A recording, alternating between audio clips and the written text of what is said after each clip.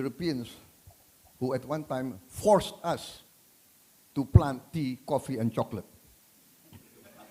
Europeans who at one time forced us. In the middle of very important trading routes, strategic waterways. We are, I think, maybe the second or the third longest coastline in the world. We depend on trade. We have always depended on trade from our early existence as independent sultanates, principalities, etc. We live on trade. We are dependent on trade. So therefore, it has become our perceived interest to have this tradition, what I call the good neighbor policy. We want to maintain a policy of good neighborliness in our region and also in the world. We need peace and stability for our economy to flourish. And we need our economy to flourish to bring prosperity to our people. 1,000 friends too few, one enemy too many. This is easier said than done. It is easy to say, but it's not easy to carry out. Even now, this is my philosophy in my my domestic politics. As you may have observed, right? I'm friends with everybody. Even if they don't want to be friends with me, I still want to be friends with them, right? Huh? I learned this the hard way. The tradition of Indonesia's foreign policy has been very, very clear. From the early days of our independence and our sovereignty, we have opted for an independent foreign policy guided by the principles of non-membership of any geopolitical bloc. Our tradition in foreign policy has always been non-aligned. We do not wish to be part of any geopolitical bloc.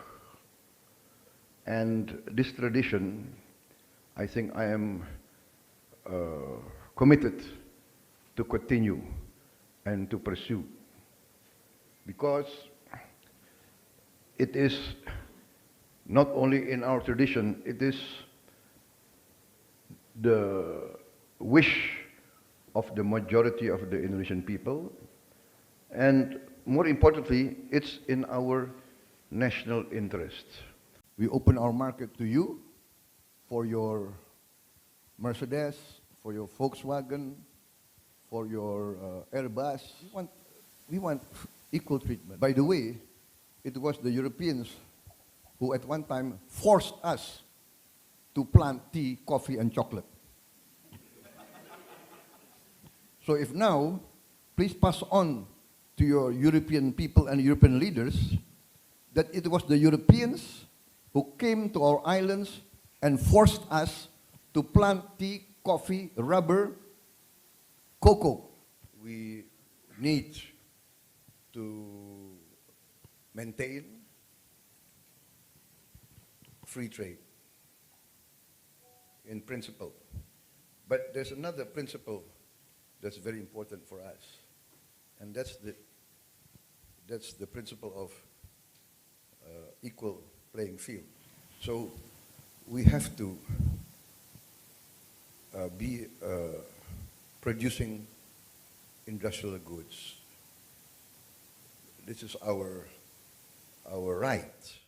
We need to maintain free trade in principle.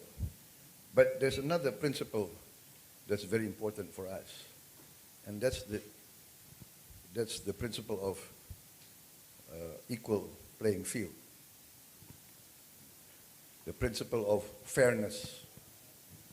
So, regarding raw materials, we feel that it's our right, the right of our people, to want to be as advanced as you, as Japan.